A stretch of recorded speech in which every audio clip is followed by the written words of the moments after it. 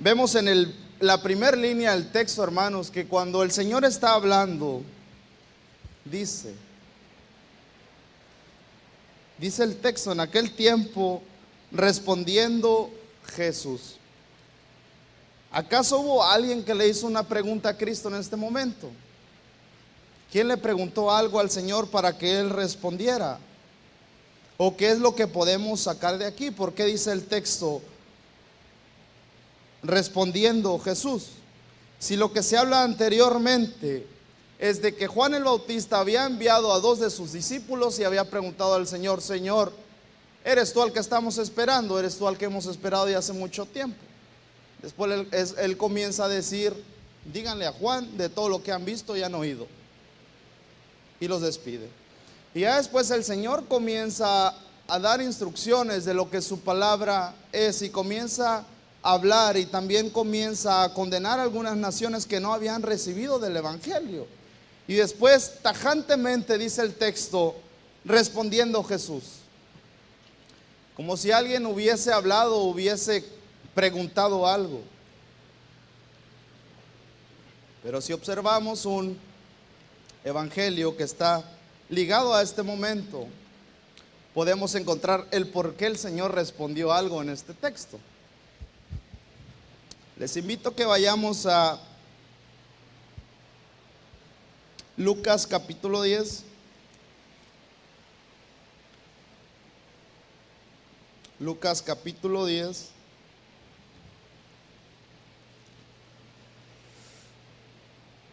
El Señor Jesucristo había enviado a 70 hombres a predicar el evangelio de 2 en 2. Había escogido a sus discípulos anteriormente. Y después en este texto el Señor designa hombres.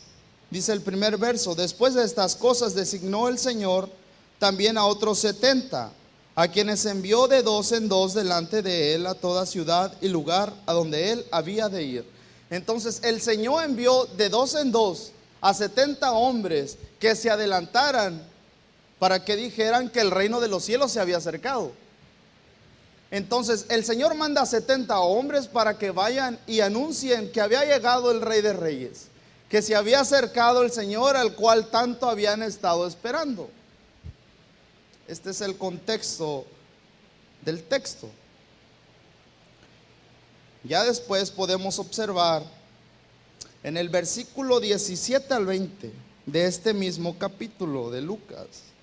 Dice: volvieron los 70 con gozo, diciendo: Señor, aún los demonios se sujetan en tu nombre. Aún los demonios se sujetan. No solamente los hombres estaban sujetando al Señor y a su palabra, sino que también los demonios.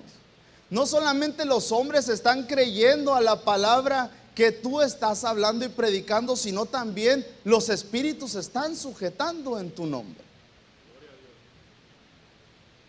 Este es el mensaje de los 70, gozosos, diciendo al Señor lo que sucedía por causa de su nombre. Y les dijo, Cristo respondió a los 70. Yo veía a Satanás caer del cielo como un rayo, diciendo: a mí no me sorprende que aún los demonios se sujeten si el padre de ellos. Yo lo vi caer, yo lo vi caer, yo lo vi caer. Y esto habla, hermanos, de la preexistencia de Cristo. ¿Saben qué es la preexistencia? Algo que existe desde un momento previo, algo eterno. Cristo es eterno, está diciendo el texto. Yo vi caer al diablo, yo vi caer a Satanás, dice el Señor. ¿Cómo no se van a sujetar los demonios en la tierra si yo vi caer al padre de ellos? Continúa diciendo: he aquí os doy potestad de hollar serpientes y escorpiones, y sobre toda fuerza del enemigo, y nada os dañará. Pero no petan, sino regocijaos de que vuestros nombres están escritos en los cielos. Que ese no sea su regocijo, dice el Señor. Que ese no sea su motivo de gozo. Gócense porque son salvos y porque yo los he salvado. Entonces ahora entendemos lo que dice el texto en Mateo capítulo 11.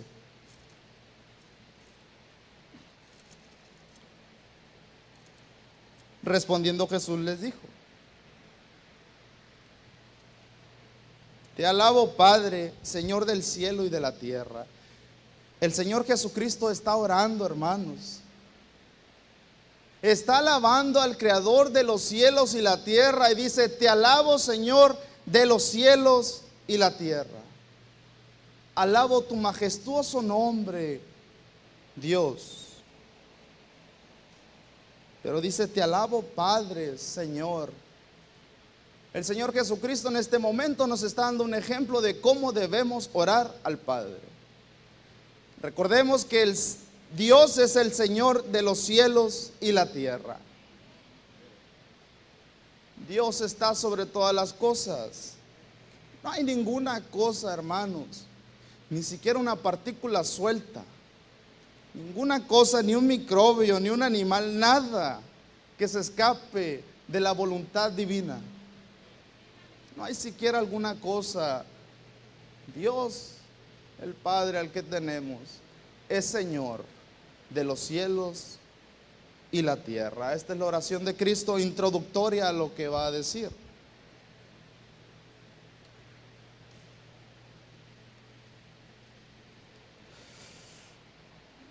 Luego continúa el texto en su oración. Te alabo, dice, porque escondiste estas cosas de los sabios y de los entendidos y las revelaste. ¿A quiénes? A los niños. Escondiste estas cosas.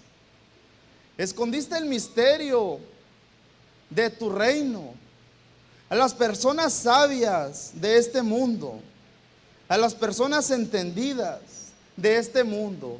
¿Ustedes creen que el Señor Jesucristo puede considerar sabios a alguien o entendido a alguien cuando en Él está todo el entendimiento? Cuando Él es Dios encarnado, el Señor Jesucristo está siendo sarcástico. Te alabo, Señor, porque esos que se dicen ser sabios, esos que se dicen ser entendidos, no te conocieron con su entendimiento ni con su sabiduría, sino que tú mostraste el misterio a los niños.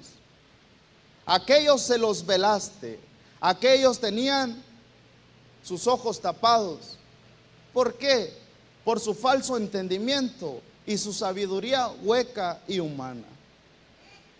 Entonces el Señor dice: Te alabo porque se lo has manifestado a los niños. Hermanos, ha habido en la historia de la humanidad hombres muy inteligentes, hombres verdaderamente inteligentes. Uno de ellos es Hitler, un hombre que movió casi a toda Europa. Un hombre que pudo conquistar a mucha gente y decirles: nosotros somos la verdadera raza, aquellos güeros de ojos azules. Y los demás, morenos, ojos negros, mátenlos. Ellos es una raza impura. ¿Cómo este hombre pudo meter ese pensamiento a la gente? Matando polacos y judíos a su vez. Y si hubiese llegado aquí, hubiera matado a los aztecas también. Perdón, a los mexicanos, no a nosotros, los aztecas no, me fui muy atrás, ¿verdad? 400 años atrás. Hubiese matado a los mestizos, a los mexicanos. Los hubiera matado también. Entonces, este hombre pudo conquistar el pensamiento de la Europa en aquel tiempo. Hubo muchos otros hombres, matemáticos, científicos. Ha habido hombres tan inteligentes, hermanos, que han podido hacer aeroplanos. Que el hombre inventó el carro, el hombre ha inventado muchas cosas. El hombre es sabio y entendido, pero es limitado su entendimiento y su sabiduría. Hay hombres más inteligentes que otros, pero aún el hombre más inteligente, dígame usted dónde está, dónde se encuentra, que no lo veo. ¿Cuántos filósofos que pasaron por la tierra y hombres que inventaron tantas cosas, dónde se encuentran, que no los veo? Esos hombres están muertos. Con todo y su sabiduría se fueron al pozo. Su sabiduría era momentánea, nada más duraba hasta que se morían. Esa es la sabiduría del hombre. Y en esa sabiduría el hombre no puede entender a Dios jamás. Entonces esa sabiduría está limitada a lo que es realmente la sabiduría de Dios. El hombre en la historia de la raza humana siempre ha querido entender a Dios. ¿Quién es Dios? Hay un ser supremo. Había hombres con sus filosofías, diciendo que el uno era el mayor que todos los números, y entonces había un uno, un supremo en algún lugar que existía y que era mayor que todas las cosas existentes. Ese hombre era Pitágoras. U otros hombres filósofos que se hacían de pensamientos para querer entender a Dios y jamás llegaron a entender a Dios. Solamente algunos pudieron comprender que había algo en la eternidad, pero no sabían dónde estaba. Estos filósofos y hombres pensadores, hermanos, son antes de Jesucristo. Y llegaron a algo en común todos, que había una semilla, que había un fruto, que había algo oculto, pero jamás lo entendieron y se murieron queriendo entender en su sabiduría a Dios. Los hombres religiosos del tiempo de Jesucristo, hermanos, por su sabiduría hueca, ellos querían también entender a Dios.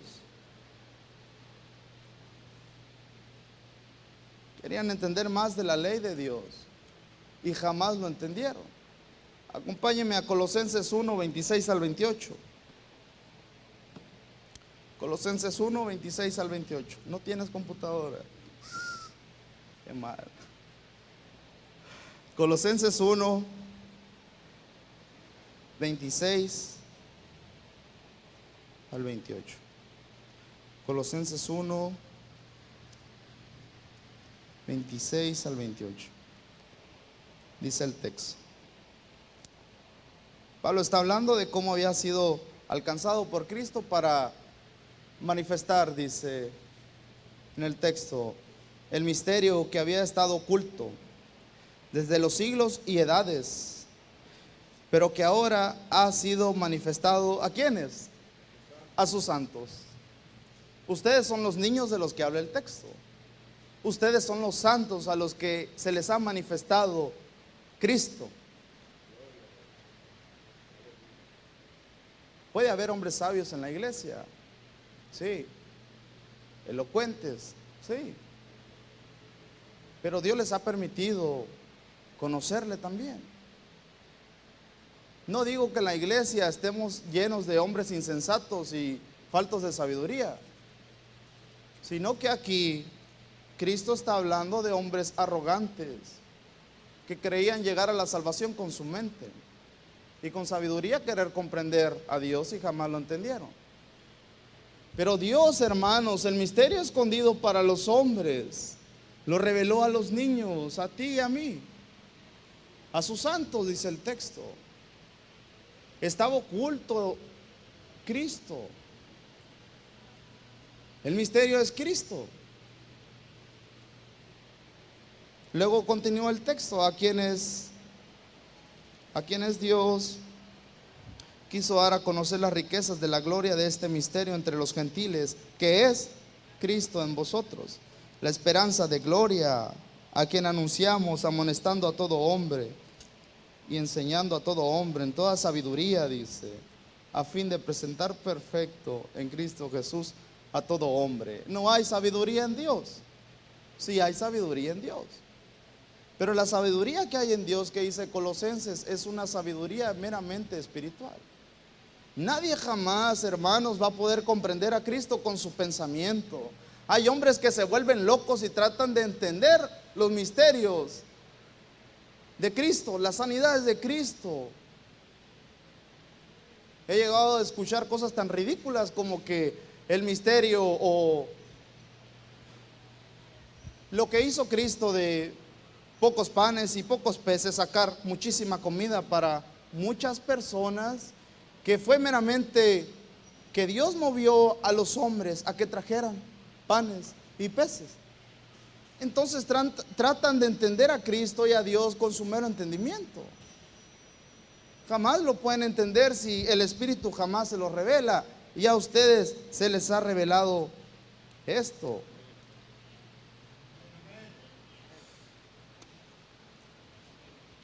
Todo aquel, hermanos, que llegue a rechazar a Cristo, todo aquel que llegue a rechazar a Cristo, rechaza el misterio que Dios tenía escondido anteriormente. Cristo aquí en Mateo está orando al Padre y está hablando de sí mismo. Cristo está revelándole a los hombres.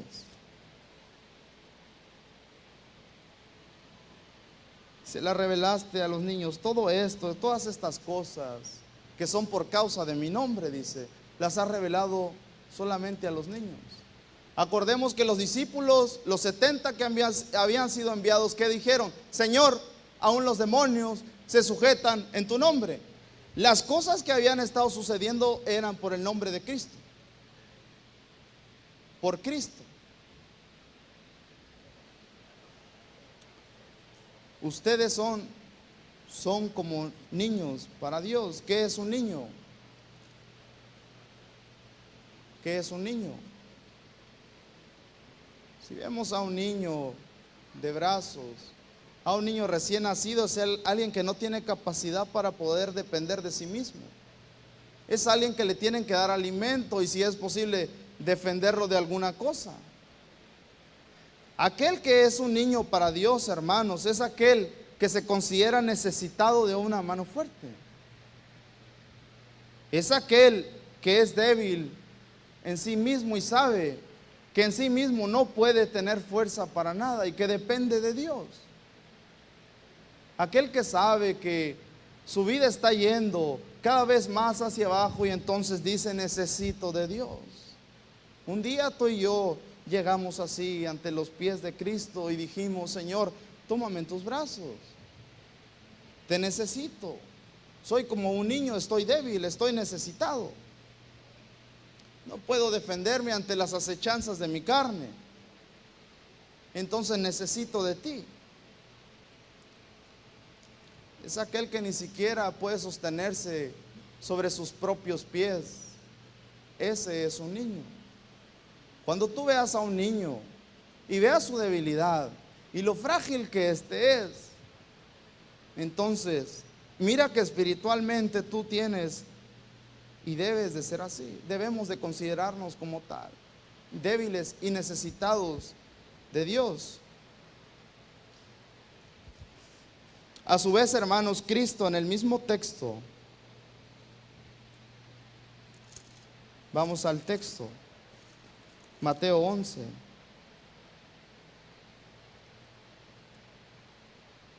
Sí, Padre, dice verso 26, porque así te agradó. Así te agradó a ti, dice, salvarnos a nosotros. Velando el entendimiento de aquellos hombres elocuentes y revelándolo a los niños, aquellos que se sienten débiles, que están necesitados. Verso 27, todas las cosas me fueron entregadas. Cristo termina de orar en este momento y ahora dice: todas las cosas me fueron entregadas por mi Padre. Todas las cosas me han sido entregadas por Él. Cristo está afirmando, hermanos, y a su vez Cristo está revelando a Dios. Vemos que en la oración Cristo está diciendo: tú revelaste estas cosas a los niños. Está hablando de sí mismo. Dice: Padre, tú me revelaste a mí. En la oración de Cristo, tú me revelaste a mí, a los niños. Ahora Cristo está diciendo: ahora yo te revelo a ti ante los hombres. Vemos cómo el Padre y el Hijo están trabajando para la salvación del hombre. Ahora Cristo está revelando al Padre. Cristo está afirmando que todo le fue dado. No había limitación alguna en la persona de Cristo, hermanos. Era Dios mismo. No había ninguna limitación en su persona. Todas las cosas me fueron entregadas por mi Padre, dice. Y nadie conoce al Hijo sino al Padre. ¿Quién dice que conoce al Hijo? Al Hijo solamente. el Padre, solamente el Padre. Ni al Padre conoce alguno sino el Hijo, aquel a quien el Hijo lo quiera revelar. En la carta de Juan, hermanos, Juan capítulo 1, verso 1, si me acompañan, lo puedo leer yo. En el primer verso de Juan capítulo 1 dice: en el principio ya existía el Verbo, y el Verbo estaba con Dios, y el Verbo era Dios. Está hablando del verbo, de la palabra, de aquella que ejecuta acciones. Y está diciendo en el principio, está llevando a la mente humana a que se desplace de todo lo material. Hagamos de cuenta que no hay nada y estamos en un vacío, no existe nada. Hay una tremenda oscuridad y aún la oscuridad es algo existente. Pero vayámonos a donde no existe nada. En ese momento, en el principio, dice, existía el Verbo. Ya existía el Verbo. Ya existía Cristo, dice el texto. Versículo 14 luego dice: y el Verbo se hizo hombre y habitó entre nosotros. El Verbo, lo que emanó de Dios. Dios ya existía, pero a su vez el Verbo también existía. Lo que salió de Dios ya existía al igual que Dios, dice el texto. Y el Verbo se hizo hombre y habitó entre nosotros, y hemos contemplado su gloria, la gloria que corresponde al Hijo unigénito del Padre, lleno de gracia y de verdad. Dios, hermanos, Dios se introdujo a la historia del hombre. Y el Verbo, cuando se introdujo en la historia y cuando habitó entre nosotros, el Verbo se encarnó, dice el texto. Y a encarnarse el Verbo, lo que salió de la boca de Dios en el principio, lo único que conocía el judío era el Verbo de Dios. En el Antiguo Testamento lo único que se conocía de Dios, repito, era el Verbo. Y Juan está diciendo: en el principio era el Verbo, y el Verbo estaba con Dios. Está hablando de dos personas. Y ese Verbo, hermano, se hizo carne. Y el Verbo conocía todo lo existente y todo lo que había en el corazón de Dios, y anduvo entre nosotros, se metió en nuestra historia.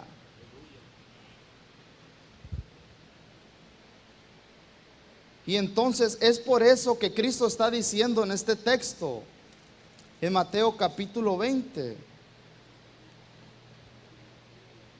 nadie conoce al Hijo sino el Padre, y nadie al Padre, y ni al Padre conoce alguno dice: nadie conoce al Hijo sino el Padre, ni al Padre conoce alguno sino el Hijo. Los dos se conocían, dice el texto. Los dos estaban juntos, dice el texto. El Padre y el Hijo se conocían. Cuando Cristo anduvo entre nosotros, hermanos, lo que trato de explicar es que Cristo reveló todos los misterios del Padre. Cristo reveló todo lo del Padre. Miremos a Cristo como tal. Cristo no estaba limitado. Cristo no era un hombre cualquiera que moría en una cruz y después de que murió en la cruz, entonces subió a los cielos. Cristo existía con el Padre, dice Juan. Cristo ya existía, hermanos. Miren cómo Dios se ha humillado por nosotros. Miren cómo la segunda persona de la Trinidad, el Verbo, habitó entre nosotros. Se introdujo en la historia. Entonces, cuando los discípulos, los 70 que llegaron, les dice: Señor, en tu nombre se sujetan los demonios. Y dice: no se me hace extraño, pues si yo vi caer al diablo. Cristo existía desde un principio. Cristo es preexistente. Miremos a este Cristo, a nuestro Cristo, a nuestro Padre como tal. Contemplemos su salvación. Contemplemos el amor que nos ha dado, la sabiduría que nos ha regalado.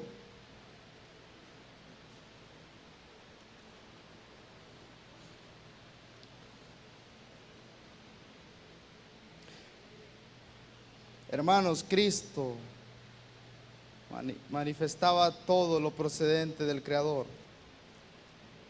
Por eso dice, aquel que me conoce a mí, en realidad conoce al Padre. ¿Usted ha conocido a Cristo? ¿Usted ha tenido o se ha encontrado con Cristo?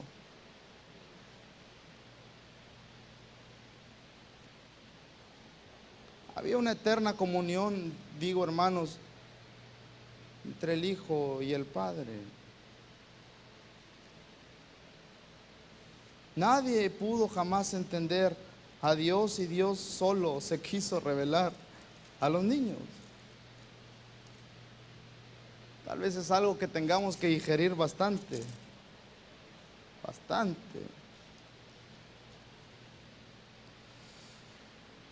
El Hijo después dice en el verso 28, yo soy Dios, yo soy el Verbo. Aquello que existe desde un principio, dice Juan, vino entre nosotros, se movió entre nosotros. Y el Verbo dice en el verso 28, venid a mí, dice, vengan a mí. Dios mismo, el que no debía estar entre nosotros, el que odiaba el pecado, el cual es santo, por el cual, hermanos, si muchos rechazan a Cristo, se irán al infierno, porque Cristo procede del Padre. Cristo procede del Padre. Aquel que rechaza a Cristo no está rechazando a cualquier hombre o a cualquier maestro o a cualquier profeta. Aquel que rechaza a Cristo está rechazando la oferta de la salvación. Vengan a mí, dice. Dios mismo, el corazón del Padre. El Padre no podía revelarse a nosotros porque hubiésemos caído muertos. Lo vemos en el Sinaí, la santidad de Dios. Lo vemos en Moisés también. Lo vemos en los hombres en el desierto tragados por la tierra. Lo vemos en los hombres que perecieron. Lo vemos en todos aquellos que murieron por haberse puesto en contra de Jehová. Ese Dios se encarnó y te dice, venid a mí, ven a mí. Y Cristo no es un Dios, Dios no es alguien que haga acepción de personas, sino que dice, vengan a mí todos. Todos vengan a mí. Es la única oferta de salvación. Aquel que se resista a Cristo, hermanos, sea quien sea, ha rechazado la única oferta de salvación. Mirar que rechazar a Dios, el cual se encarna, es rechazar todo. Y por eso dice, vengan todos a mí, porque les conviene venir a mí. Muchas veces decimos que yo no vine a Dios por conveniencia. Mentiras, a todos nos conviene estar con Dios. A todos nos conviene estar con Dios. Al hombre le conviene ser salvo por la gracia. Que si al hombre no le convendría esto, hermanos, entonces tendrá que someterse al castigo de sus almas. Pero lamentablemente, hermanos, no todos vienen a Cristo. ¿Quiénes son los que no vienen a Cristo? Los sabios y los entendidos de este mundo, que creen que conocen todo. Esos son los que no aceptan a Cristo. Están sordos, están ciegos, están lisiados, mancos, leprosos, y ni así vienen a Cristo. Ni así.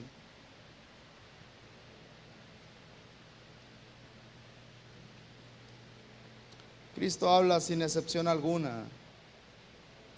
Y luego dice, vengan a mí todos los que están, ¿qué? Cargados. Todos los que están cargados y cansados. Los hombres del tiempo de Cristo, hermanos, para ellos era algo maravilloso. El Señor está diciendo, vengan a mí todos ustedes que están cargados y cansados. ¿Ustedes creen que la ley no tenía cansado a los hombres? Estaban cargando sobre sus espaldas rudimientos de hombres. Los fariseos, los doctores de la ley, los escribas estaban poniendo cosas sobre la palabra que el Señor jamás había pedido.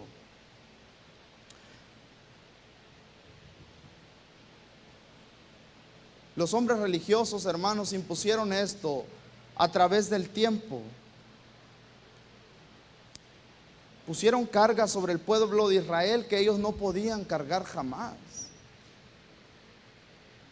Pusieron carga sobre sus hombros que ni aun ellos, por su insensatez y por su hueca sabiduría, jamás podrían cargar.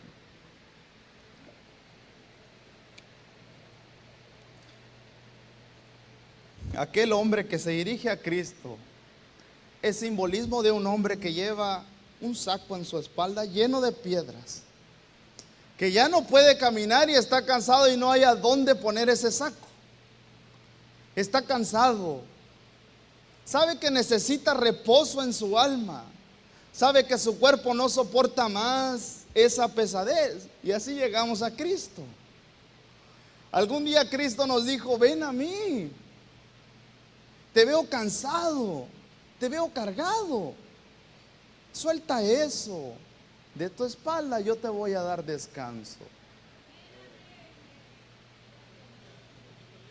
Y es ahí donde hemos recibido la salvación. Dejar nuestras cargas al Verbo encarnado, a Dios mismo.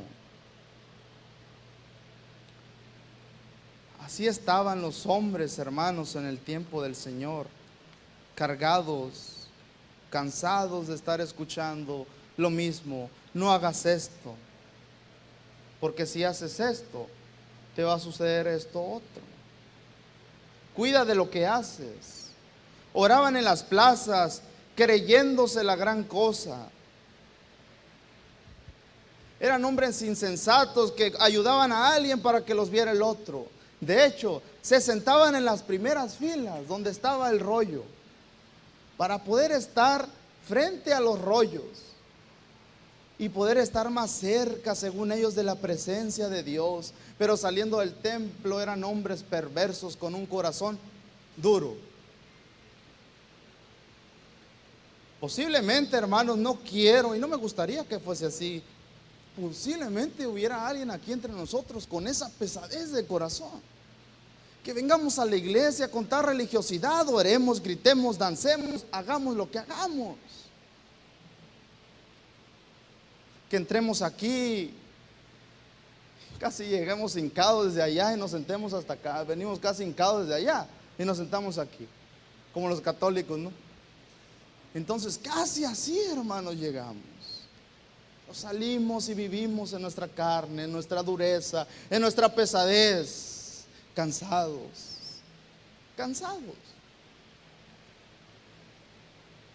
El Señor nos dice a ti, a quien sea: ven a mí si estás cargado y cansado, yo te voy a dar reposo. Yo te voy a dar reposo. No hay otra cosa que te pueda dar reposo, ni el sillón más chido, ni Netflix, ni nada. Es el Señor. El Señor es el único medio de reposo. Entonces, solo a los niños se les permite estar en los brazos del Padre.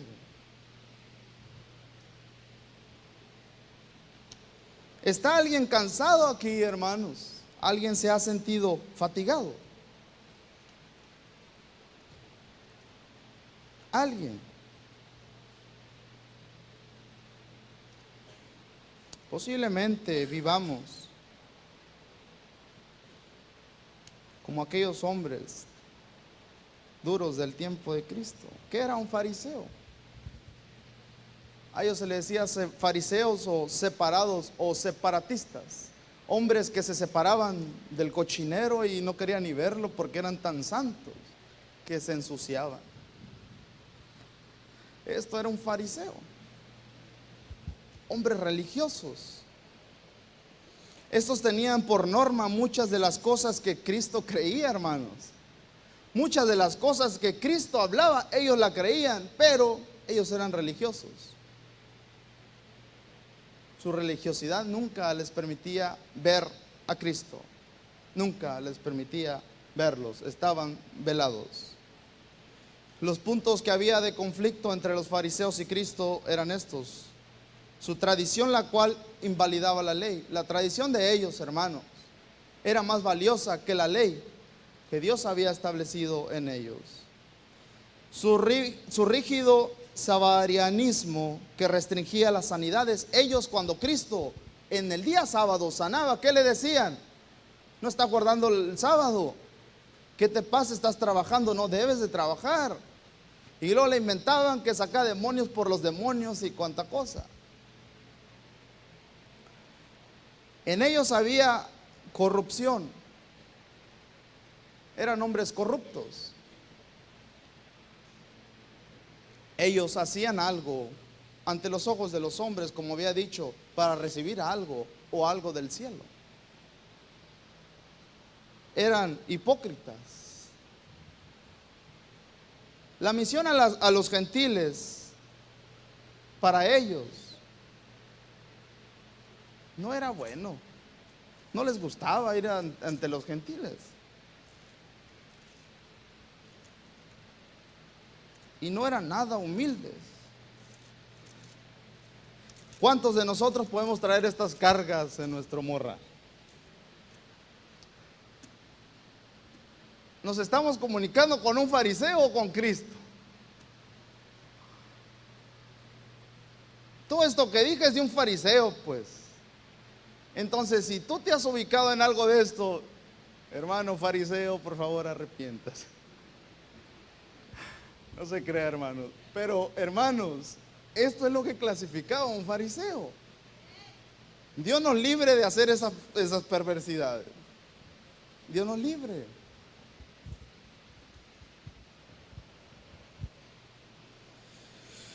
Espero y no nos identifiquemos con esto. Luego el Señor dice: llevad mi yugo sobre vosotros y aprendan de mí, y aprended de mí, que soy manso y humilde de corazón. Aprendan de mí, que soy manso y humilde de corazón. Y entonces vas a hallar descanso. Pero solo si aprendemos de Cristo la mansedumbre, hermanos, y la humildad, entonces habrá descanso en nuestra alma. Pero solo si aprendemos de Cristo, hermanos, si dejamos de sentirnos como un niño, si dejamos de sentir la humildad de un niño, estoy necesitado de ti, Dios, tengo pesadez en mí, quítamela.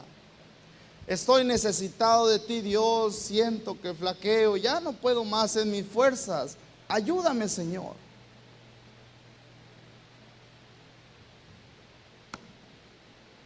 ¿Y cómo aprenderemos de Cristo, hermanos?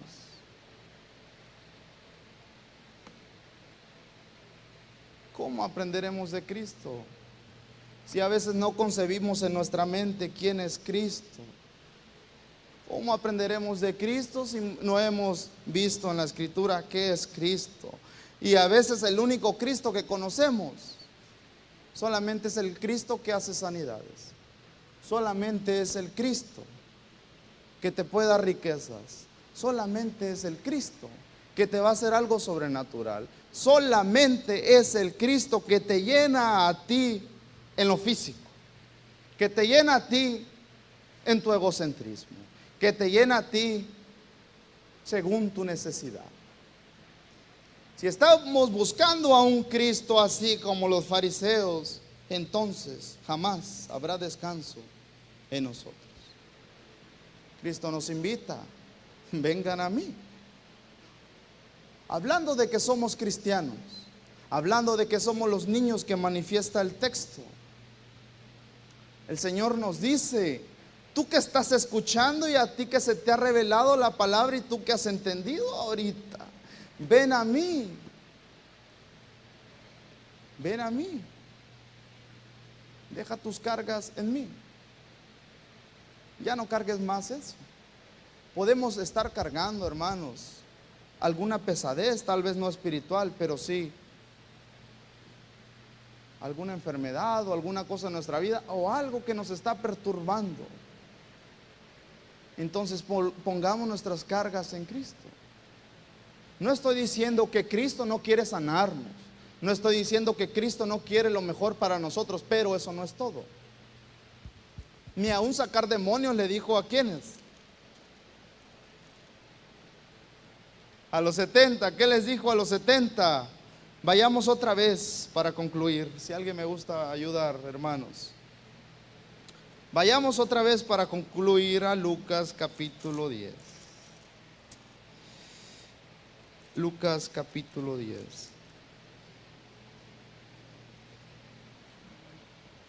Verso 17 al 20. Lucas 10, 17 al 20. Verso 20. Pero no os regocijéis de que los espíritus se os sujetan, sino regocijaos de que vuestros nombres están escritos en los cielos. No nos regocijemos, dice, de lo momentáneo. Regocijémonos de que nuestros nombres están escritos en los cielos. Y nuestros nombres, hermanos, están escritos en los cielos solamente porque alguien se nos reveló y alguien nos lo reveló. Dios, el Padre, revela al Hijo, lo envía ante nosotros, le hace habitar entre nosotros en un cuerpo igual que el nuestro. Y el Hijo revela al Padre. Y solamente por eso podemos regocijarnos de que nuestros nombres están escritos en los cielos. Hebreos capítulo 12, verso 12, habla sobre la pesadez. Por lo cual, levantad las manos caídas y las rodillas paralizadas, y haced sendas derechas para vuestros pies, para que lo cojo no se salga del camino, sino sea sanado. Seguid la paz con todos y la santidad, sin la cual nadie verá a Dios. El texto está manifestando, si tú estás pesado, si tú te has caído, levántate, dice. Pero no podemos levantarnos con nuestras fuerzas.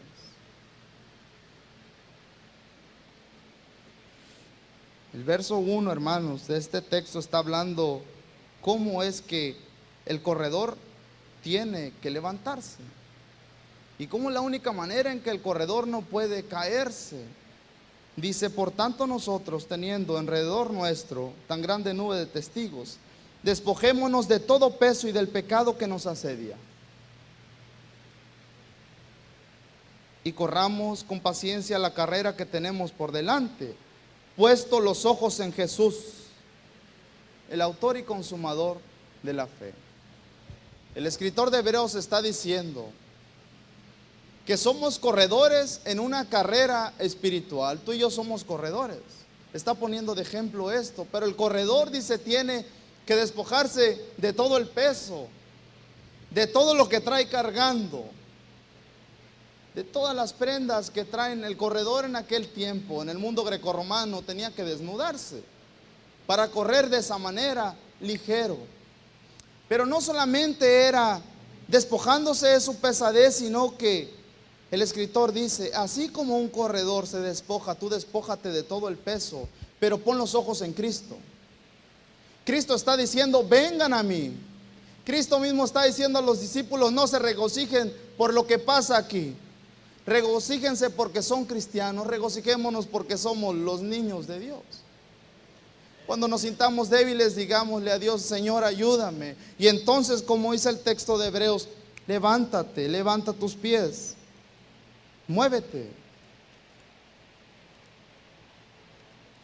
El texto dice, levantad las manos caídas y las rodillas paralizadas.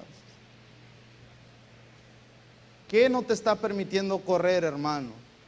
¿Qué no te está permitiendo seguir la vida cristiana como Dios manda? ¿Acaso hay una pesadez en nosotros? Tal vez estamos viviendo como fariseos, pensando que nomás es lo superficial. Venid a mí, dice el Señor, todos los que están cargados y cansados, y entonces yo les daré reposo.